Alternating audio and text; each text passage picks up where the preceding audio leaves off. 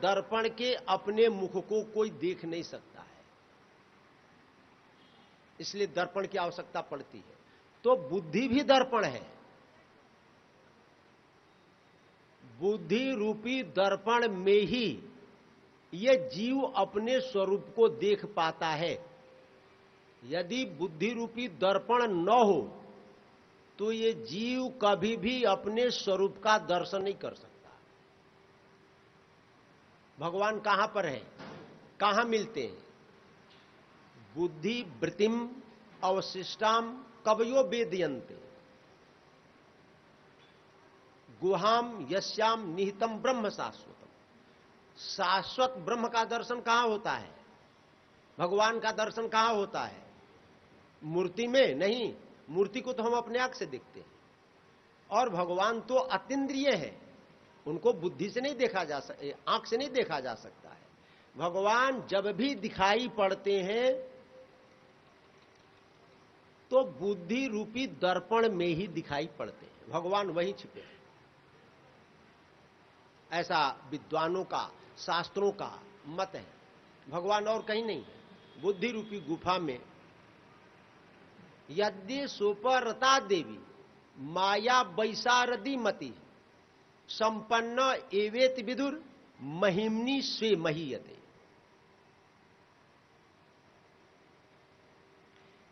ये जो बुद्धि है ना, ज्ञान का प्रवेश इसी में है। जो भगवान है, भगवान को ज्ञान स्वरूप कहा जाता है। तो जो ज्ञान स्वरूप भगवान है वो अपना ज्ञान उस बुद्धि रूपी दर्पण में ही डालते हैं, तो बुद्धि ज्ञानवान हो जाती है और बहुत वैशारदी कहा जाता है, निपुणा। बुद्धि बहुत निपुणा है। जब ये निपुणा बुद्धि जो माया का कार्य है ये निवृत्त हो जाती है, उसके निवृत्त होते ही जीव का जो स्वरूप है आत्मानंद, परमानंद, उसमें वो प्रतिष्ठित हो जाता है। संपन्न एवेत विदुर महिम्नि स्वे महीयते। और फिर वो अपने महिमा में यानी अपने स्वरूप में प्रतिष्ठित हो जाता है। उसी दशा को कैवल्य बोलते हैं। तदा द्रष्टु स्वरूपे अवस्थानम। दृष्टा का अपने स्वरूप में, योग कहता है, अवस्थान हो जाता है। तब तक नहीं। एवं जन्मानि कर्माणि अकर्तु अजनस्य च। ये जन्म किसका होता है? अवतार कौन लेता है पता है? तो कहते हैं कि जन्म लेने वाला तो अजन्मा है। आश्चर्य यही है, भगवान कैसे हैं? अजन्मा, लेकिन जन्म होता है। भगवान अकर्ता है, कोई काम नहीं करते हैं, लेकिन करते हुए वही दिखाई पड़ते हैं। भगवान अपरिणामी है, लेकिन परिणाम युक्त भगवान ही दिखाई पड़ते हैं। ये विलक्षण। भगवान को निर्गुण कहा जाता है, लेकिन वही निर्गुण भगवान सगुण भी होते हैं।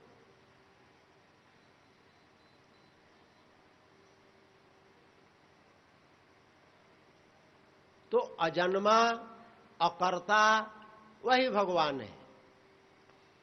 संसार में अवतार धारण करते हैं। वेद गुह्या निहृत पते। उन भगवान के महिमा का वर्णन जो हृदयेश्वर है, हृदय में स्थित, हृत पते कहा जाता है। भगवान को क्या कहा जाता है? हृदय बिहारी, हृत पते।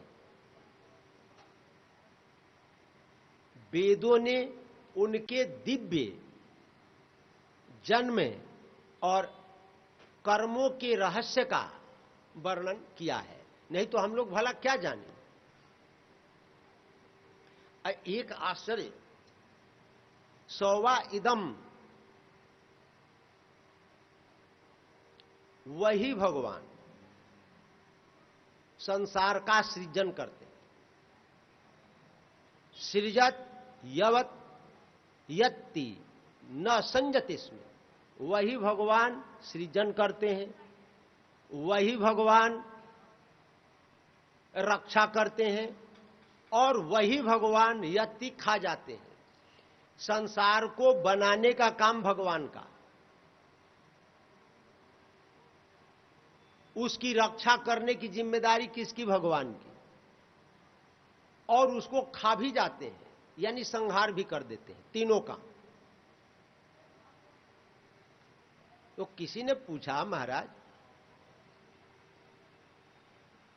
आपने बनाया इसको? हाँ बनाया। काहे के लिए? आनंद लेने के लिए। आप इसकी रक्षा भी करते हैं? हाँ। किस लिए? आनंद लेने के लिए। तो आपने बनाया तो मिटाने का काम भी करते हैं? हाँ हाँ, मिटाते भी हैं। तो जब आपने बनाया तो इसको मिटाया क्यों? और जब मिटाना ही था तो बनाया क्यों? लोकवत्तु लीला कैवल्यम। छोटे छोटे बालक खेलने के लिए जाते हैं तो मिट्टी का घर बनाते हैं, सृजन करते हैं और उसकी रक्षा करते हैं। जब तक उसको, बालक को आनंद आता है तब तक उसकी रक्षा करता है, और खेल जब समाप्त हो जाता है तो क्या करता है? मिटा देता है, मिटा देता है। घर बनाया मिट्टी का, और बनाया, खेला और उसकी रक्षा किया, और मन में आया तो मिटा दिया। और बीच में कहीं खेलते समय कोई दूसरा जाकर मिटाने लगे तो लड़ाई कर देगा, रोने लगेगा, आपने क्यों मिटा दिया। उसको बनाने में जितना आनंद आया उतना ही आनंद उसकी रक्षा में भी आया, और उतना ही आनंद उसको मिटाने में भी आया। यानी भगवान की तीनों क्रियाएं केवल आनंद के लिए होती हैं और दूसरा कोई प्रयोजन नहीं है। श्रीमद् भागवत के प्रथम स्कंध के तृतीय अध्याय के 30, 31, 32, 33, 34, 35, 36 ये 7 श्लोक, 8 श्लोक द्रष्टव्य है। बड़ा गुह्य विषय है, गूढ़ विषय है भगवान के, और हम लोगों का ये रहस्य है। हम लोग कहते हैं कि हमने जन्म लिया, वस्तुतः हम जन्म ले लिए। एवं दृष्टि दृश्यत्व मारोपित मबुद्धि भी, यह अज्ञान के कारण आरोपित है कि हमने जन्म लिया। ना ना, जैसे घड़ा आपने बनाया, कुम्हार ने घड़ा बनाया तो एक आकार दिया। किसमें आकार दिया? मिट्टी में। और उस घड़े के अंदर एक आकाश और निर्मित हुआ, घट आकाश।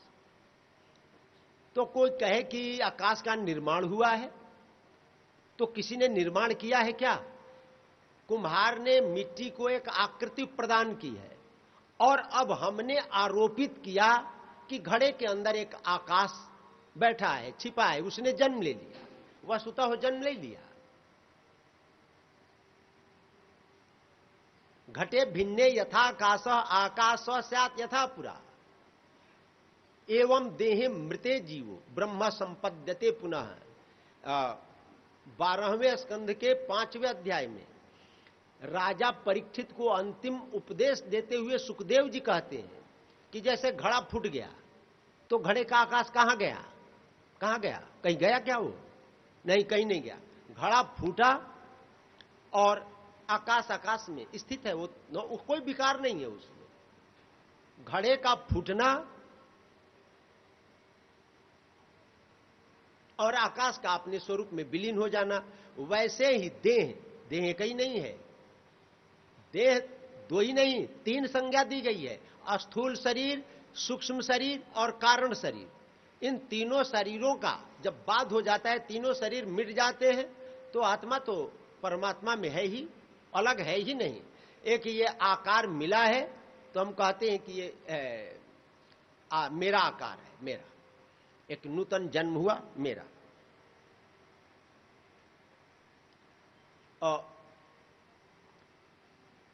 सवेद धातु पदवीं परस्य दुरंत वीर्यस्य रथांग पाणे यो मायया संतत्यानुवृत्त्या भजेत तत्पाद सरोज गंधम।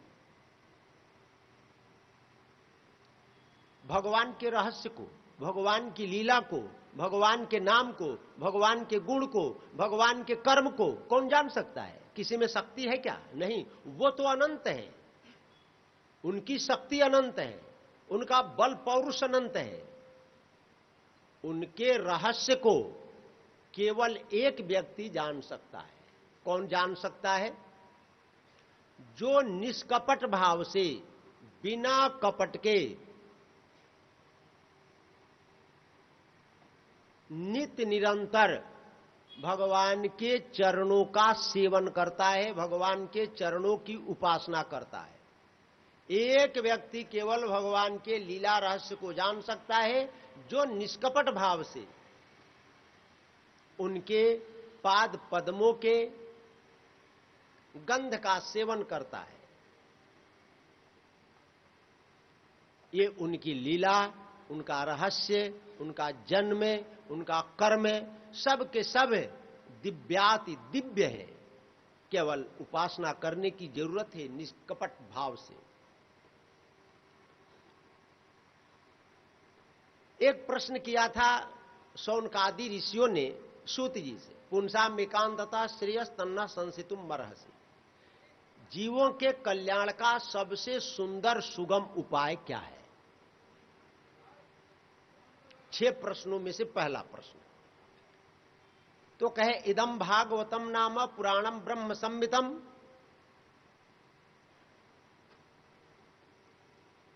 श्रीमद् भागवत उत्तम श्लोक चरितम चौकारो भगवान से। श्रीमद् भागवत कल्याण प्राप्ति का सबसे सुंदर सुगम उपाय श्रीमद् भागवत कथा का श्रवण है। सबसे सुंदर उपाय।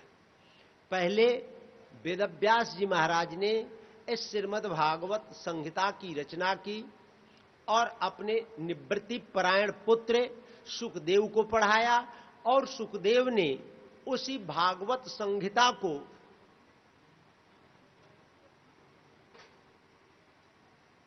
ब्राह्मण के शाप से शापित गंगा के किनारे आमरण अनशन का व्रत लेकर बैठे हुए राजा परीक्षित को सुनाया। अच्छा, कलौ नष्ट दिशा में सब पुराणार को धुनोदिता। जब कलिकाल के कारण जीवों का ज्ञान लुप्त हो गया, तो जगत के जीवों के कल्याण के लिए भगवान सुखदेव ने इस भागवत संहिता को प्रकाशित किया, प्रकट किया। तो शौनकादि ऋषियों ने कहा कि महाराज, अब मैं उस कथानक को सुनना चाहता हूं कि किसकी प्रेरणा से महर्षि वेदव्यास ने भागवत संहिता की रचना की और कैसे अपने निवृत्ति परायण पुत्र सुखदेव को पढ़ाया। यद्यपि सुखदेव दृष्ट्वा नुयांतम ऋषिमात्मजमप्यनग्नम दिव्यो ह्रिया परिदधुर्न सुतस्य चित्रम तदवीक्ष पृक्षति मुनौ जगदुस्तवास्ति स्त्री पुंविधा न तो सुतस्य विविक्त दृष्टि। सुखदेव जी कैसे हैं? आप काम है, आत्मा राम है। उनका जन्म हुआ तो तरुणाई लेकर के जन्म लिए थे, और जन्म लेते ही जंगल की ओर जाने लगे। उनके पिताजी व्यास जी भी पुत्र विरह से व्यथित होकर, व्याकुल होकर हा पुत्र कहते हुए जा रहे थे। मार्ग में सरोवर था, उस सरोवर में कुछ युवतियां स्नान कर रही थी। सुखदेव जी निकल गए, उन युवतियों ने वस्त्र धारण नहीं किया, लेकिन पीछे से जब व्यास जी गए तो व्यास जी को देखकर उन युवतियों ने वस्त्र धारण कर लिया। तो बड़ा कौतूहल हुआ व्यास जी को कि मेरा जुआ पुत्र निकला, इनको संकोच नहीं हुआ। मैं बुढ़ा, वस्त्र भी पहना हूं, वो तो वस्त्रहीन था, फिर भी हमसे इनको संकोच हुआ। तो उन्होंने उन ज्योतियों से पूछ दिया कि तुम लोगों को हमारे जुआ पुत्र से संकोच नहीं हुआ और तुमको हमसे संकोच हो रहा? हां, क्यों? क्योंकि आपके जुआ पुत्र में और आप में भेद है। क्या भेद है? एक कौन स्त्री है और कौन पुरुष है। आपके अंदर ज्ञान है, लेकिन जो आपका जुआ पुत्र है सुखदेव, उसके अंदर ये ज्ञान ही नहीं है कि कौन स्त्री है और कौन पुरुष है। मिट्टी का पुरुष बना दिया जाए और मिट्टी की ही स्त्री बना दी जाए, बालक तो भेद करेगा, छोटा बालक कहेगा कि ये स्त्री है और ये पुरुष है, लेकिन एक ज्ञानी क्या भेद करेगा? वो तो कहेगा कि नहीं है, दोनों ही मृतिका के, मिट्टी के हैं। सोने का आभूषण बनाया जाए, एक कान का और एक नाक का। एक महिला के अंदर यह भेद हो सकता है कि एक नाक का है और एक कान का है, एक पांव का है, लेकिन सुनार में क्या भेद होगा? सुनार तो केवल सोना देखेगा। उसी प्रकार जो ज्ञानी पुरुष है, पंचात्मकेषु भूतेषु समान्येषु च वस्तुतः, जिन पंचभूतों से आपका शरीर बना है, 5 तत्व से, पृथ्वी जल तेज वायु आकाश, उसी से मेरा बना है, उसी से स्त्री का बना है, उसी से पुरुष का बना है, उसी से जानवर का बना है। अब उसी का फिर भेद कहां है? आत्मा के दृष्टि से देखें, वस्तुनो यद्य नानात्मम आत्मनः प्रश्न ईदृश, ये क्या 11 स्कंध में हंस भगवान ने सनकादिकों को बतलाया। आत्मा के दृष्टि से देखें तो जो हम वही तुम, पंचभूतों के दृष्टि से देखें तो जो तुम वो हम, भेद कहां है? लेकिन ये ज्ञान की पराकाष्ठा है, हम लोगों में सामान्य बुद्धि नहीं आ सकती। और सुखदेव जी तो एक गृहस्थी के घर है, गाय जितनी देर में दूही जाती है, अवेक्षते महाभागस तीर्थी कुर्वस तदाश्रमम, जितनी देर में गाय दूही जाती है उतनी देर ही ठहरते हैं, उससे अधिक नहीं। तो उन्होंने 7 दिन तक भागवत कैसे सुनाया? अब सूत जी ने कहा कि द्वापरे समनु प्राप्ति तृतीय युग पर, ये द्वापरांत की बात है। द्वापरांत में महर्षि वेदव्यास जी भगवान के कलावतार हुए। उन्होंने 4 वेदों का विभाग किया, 17 पुराणों की रचना की, पंचम वेद महाभारत की रचना की, ब्रह्मसूत्र की रचना की। लेकिन मन में खिन्नता कि कोई मैंने ऐसा काम नहीं किया जिससे मुझे मन संतोष हो। कुछ कुछ काम ऐसे होते हैं जिससे मन संतोष मिलता है, खूब काम कर ले लेकिन मन में शांति न मिले, और कुछ काम ऐसे हैं जो कर ले तो मन में संतोष आ जाए। तो हमने कुछ ऐसा काम नहीं किया जिससे मुझे मन संतोष मिले, तो उद्विग्न थे। उनके पास स्वयं चल करके नारद जी आए। ऐसा कहते हैं हमारे विद्वान महापुरुष कि गुरु को ढूंढना नहीं पड़ता है, गुरु स्वयं शिष्य को ढूंढते ढूंढते उसके पास पहुंच जाते। व्यास जी महाराज स्वयं आ गए। पूज्यामास विधिवत नारदम सूर पूजितम, व्यास जी ने नारद जी की पूजा की। नारद जी ने पूछा, पराशरीय महाभागा भवतः कचिदात्मना परितुष्यति शारीर आत्मा मानस सेवा। आप संतुष्ट हैं, मन में प्रसन्नता है, आप कुछ खिन्न से दिखाई पड़ रहे हैं। कह के हाँ गुरुदेव। क्यों? पता नहीं, हमें पता है आपके अंदर खिन्नता क्यों है, दुख क्यों है, चिंता क्यों है। हम मनोवैज्ञानिक हैं, हम ऑपरेशन करना जानते हैं मन का। क्यों है महाराज, बतलाइए। यथा धर्माद यश्चार्था मुनिवर यानुकीर्तिता न तथा वासुदेवस्य महिमा यनुवर्णिता। जैसे आपने अपने शास्त्रों में धर्म अर्थ काम मोक्ष का वर्णन किया है, चारों पुरुषार्थों का वर्णन किया है, वैसा आपने भगवान के पावन चरित्र का वर्णन नहीं किया है। यही गड़बड़ मामला है।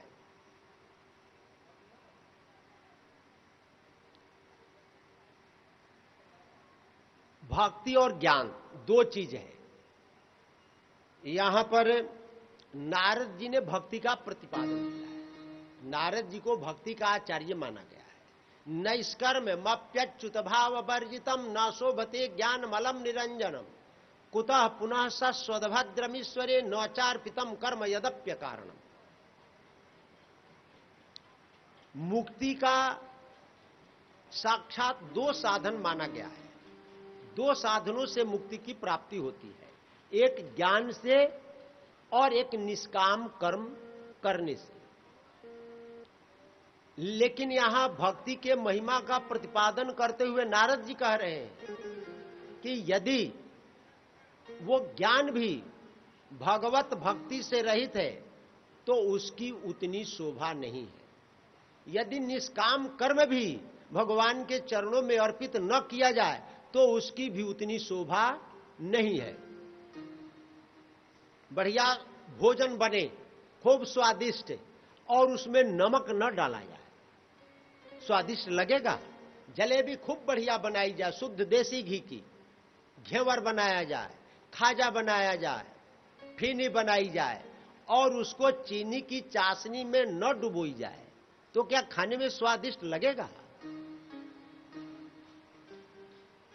तो यह भक्ति चीनी की चाशनी है।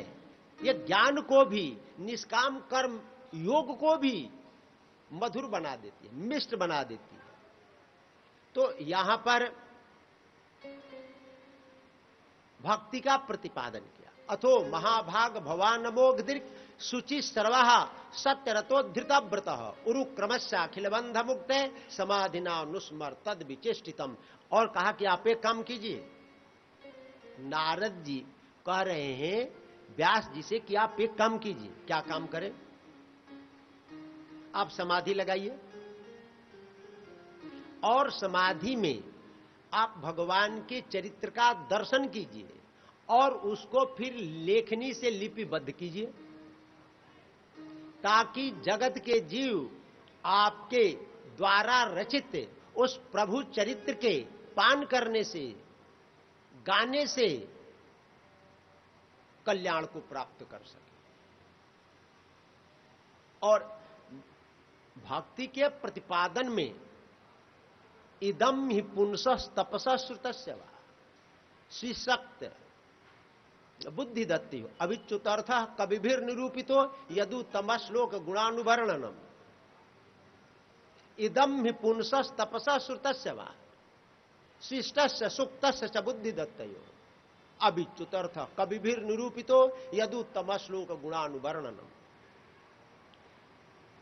तपस्या, वेदाध्ययन, यज्ञ, योग, जपे, तपे, आप सब कुछ कर ले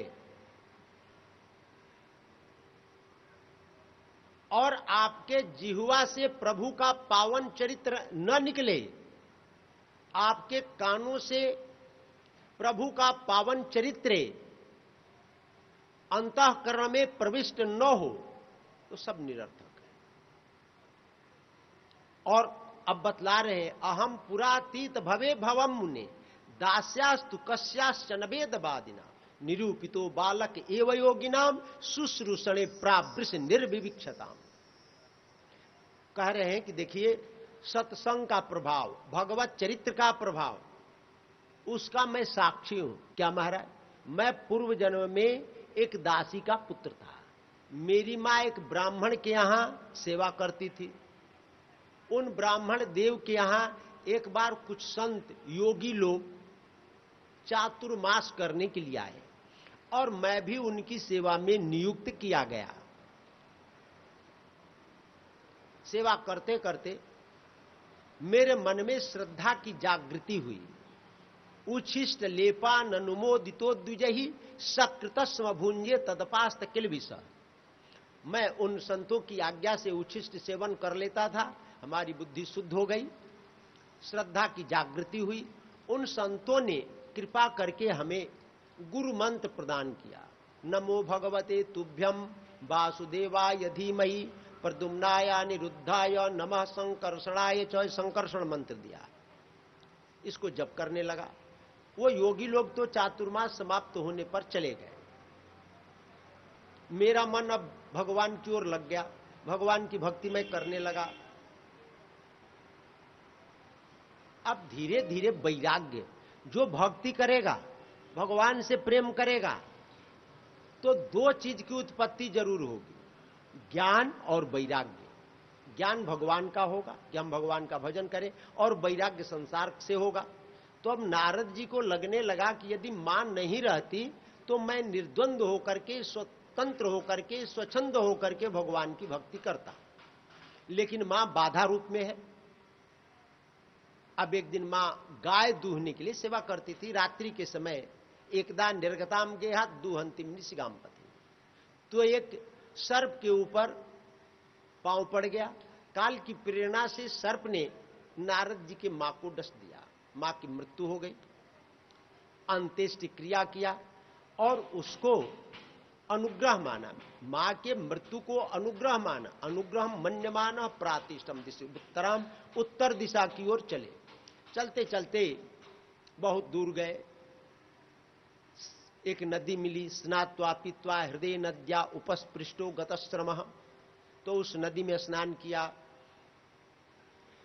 जलपान किया, श्रम रहित होकर एक पीपल के वृक्ष के नीचे बैठ गए और गुरुजी ने जो मंत्र दिया था उसका जप करने लगे। ध्यायतस चरणम भोजम भाव निर्जित चित्सा औत्कंठ्याश्रु कलाचस्य हृदासीन में शनैर्हरि। जब जप करने लगे तो ऐसा ध्यान प्रगाढ़ हो गया कि मोर मुकुट पीतांबरधारी नारद जी के हृदय में सहसा प्रकट हो गए। अब नारद जी तो आनंद में डूब गए, लेकिन ज्यादा देर तक वो छवि नहीं रही, वो आनंद ज्यादा देर तक नहीं टिक सका।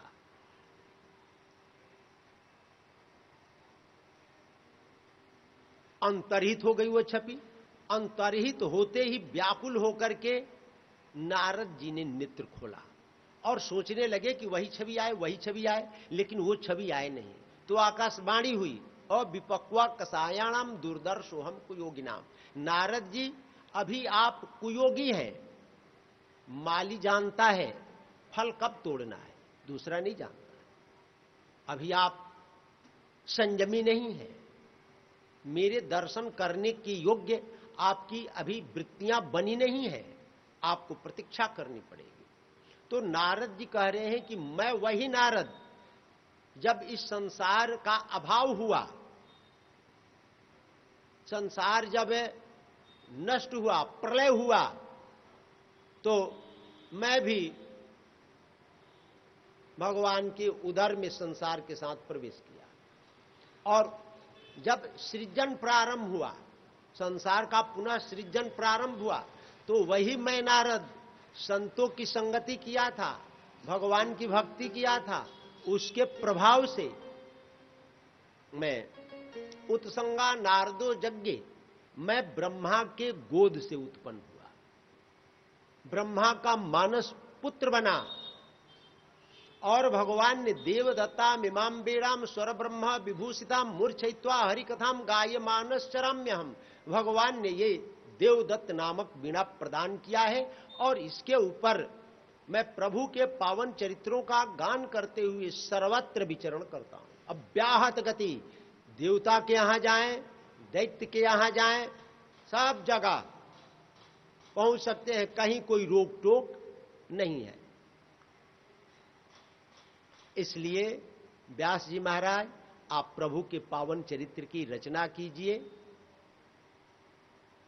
समाधि लगाइए और अब हमको विदा दीजिए। है तो नारद जी व्यास जी से विदा लेकर के अपना चल दिए और ब्रह्म नद्याम सरस्वत्याम आश्रम पश्चिमे तटे, ब्रह्म नदी सरस्वती के पश्चिमी तट पर व्यास जी ने आचमन आदि करके और समाधि लगाया। भक्ति योगे न मनसी सम्यक प्रणिते मले अपश्चात पुरुषम पूर्वम मायाम च तदपाश्रयाम। समाधि लगाया और समाधि में उनको मायापति भगवान का और माया का दोनों का दर्शन हुआ। और उस समाधि के अंदर उनको जो जो दृश्य दिखाई पड़ा उसी को लिखते गए, उसी को उन्होंने लिपिबद्ध कर लिया, एक भागवत संहिता को तैयार कर दिया। यश्याम वै श्रूयमाणायाम कृष्णे परमपुर से भक्ति रुत्पद्यते पुंसः शोक मोह भयापः। और ये ऐसी भागवत संहिता की रचना की कि इसको सुन लीजिए, पाठ कर लीजिए, दर्शन कर लीजिए,